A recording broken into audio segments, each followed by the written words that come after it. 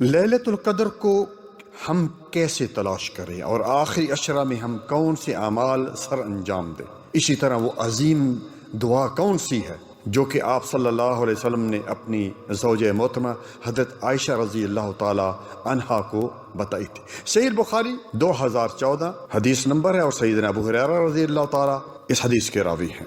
رسول اللہ صلی اللہ علیہ وآلہ وسلم نے فرمایا، جس نے ایمان اور ثواب کی نیت سے لیلۃ القدر میں قیام کیا، تراویح پڑھی، نوافل پڑھے، اس کے گزشتہ تمام گناہ معاف کر دیے جاتے ہیں۔ سبحان اللہ۔ لیکن شرط ہے بھائیو، ایمان ہو، شرک نہ ہو، اور ثواب کی نیت مطلوب ہو۔ اسی طرح پیارے بھائیو، سلسلۃ حدیث صحیحہ حدیث نمبر 2205، حضرت ابو ہریرہ رضی اللہ تعالیٰ عنہ اس حدیث کے راوی ہیں، رسول اللہ صلی اللہ علیہ وآلہ وسلم نے فرمایا، بلا شبہ اس شب قدر کی رات زمین میں فرشتوں کی تعداد کنکریوں کی تعداد سے بھی زیادہ ہوتی ہے، یعنی اس رات بہت زیادہ فرشتے اترتے ہیں۔ میرے پیارے بھائیوں، سیدہ عائشہ رضی اللہ تعالیٰ عنہا سے مروی ہے کہ رسول اللہ صلی اللہ علیہ وآلہ وسلم نے فرمایا، تم لیلۃ القدر کو رمضان کے آخری عشرے کی تاک راتوں میں تلاش کرو۔ بخاری 2017، مسلم 1129۔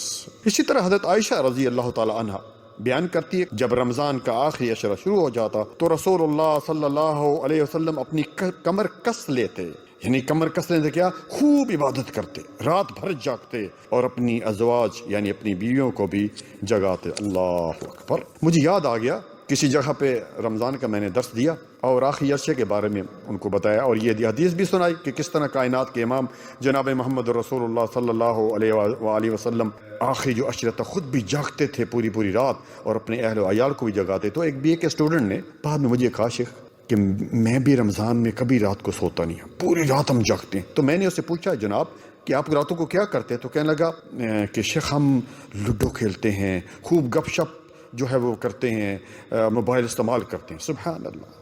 پیارے بھائیوں، یعنی یہ کہا کہ رات کو ہم سوتے نہیں ہیں لیکن ہم یہ کام کرتے ہیں۔ سبحان اللہ۔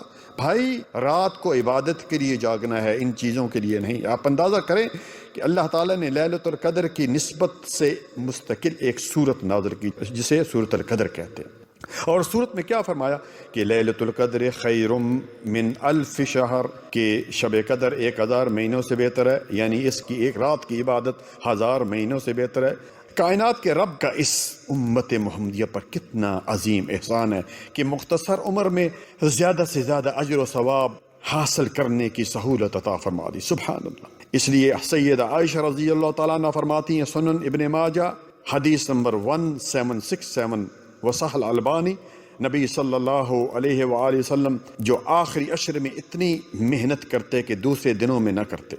اسی طرح پیارے بھائیوں، لیلۃ القدر کے بارے میں کائنات کے امام صلی اللہ علیہ وآلہ وسلم نے فرمایا، سیدنا انس بن مالک رضی اللہ تعالی عنہ اس حدیث کے راوی ہیں، دخل رمضان فقال رسول اللہ صلی اللہ علیہ وسلم کہ رمضان آ گیا اور یہ جو مہینہ ہے تم پر آیا ہے، اس میں ایک ایسی رات ہے جو 1000 مہینوں سے بہتر ہے، جس کی عبادت یعنی 1000 مہینوں سے بہتر، اور جو شخص اس سے محروم رہا وہ ہر بھلائی سے محروم رہا۔ اور پھر فرمایا، لیلۃ القدر کی سعادت سے صرف بد نصیب ہی محروم کیا جاتا ہے۔ صحیح ابن ماجہ حدیث نمبر 1333۔ پیارے بھائیو، لیلۃ القدر میں پڑھی جانے والی مسنون دعا کون سی ہے؟ سیدہ عائشہ رضی اللہ عنہا نے ایک مرتبہ نبی صلی اللہ وآلہ وسلم سے پوچھا کہ اگر مجھے پتہ چل جائے کہ آج کی رات لیلۃ القدر ہے تو اس میں کون سی دعا پڑھوں؟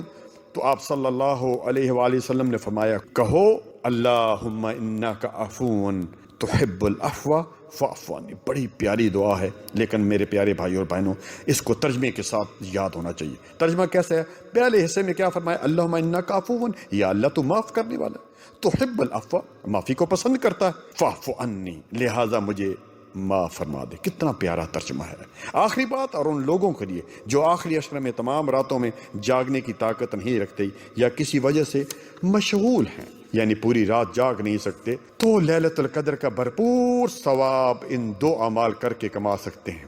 نبی صلی اللہ علیہ وآلہ وسلم نے فرمایا، جس نے امام کے ساتھ قیام کیا یعنی تراویح پڑھی اور آخر تک رہا یعنی سلام پھرنے تک، یہ نہیں 2-4 پڑھ کے تو بھاگ گیا، اس کے لیے ساری رات قیام کا ثواب لکھا جائے گا۔ اللہ اکبر۔ اسی طرح پیارے بھائیو، دوسری حدیث جس کے راوی سیدنا عثمان بن عفان رضی اللہ تعالی عنہ ہیں، صحیح مسلم کی حدیث نمبر 324 ہے، میں نے رسول اللہ صلی اللہ علیہ وآلہ وسلم کو فرماتے ہوئے سنا، جس نے عشاء کی نماز با جماعت ادا کی اس نے گویا نصف رات یعنی آدھی رات قیام کیا، اور جس نے صبح کی نماز با جماعت ادا کی تو اس کے لیے گویا ساری رات قیام کا ثواب لکھ دیا جاتا ہے۔ اللہ تعالی ہم سب کو لیلۃ القدر نصیب فرمائے، اللہ تعالی ہم سب کے اعمال کو قبول و منظور فرمائے۔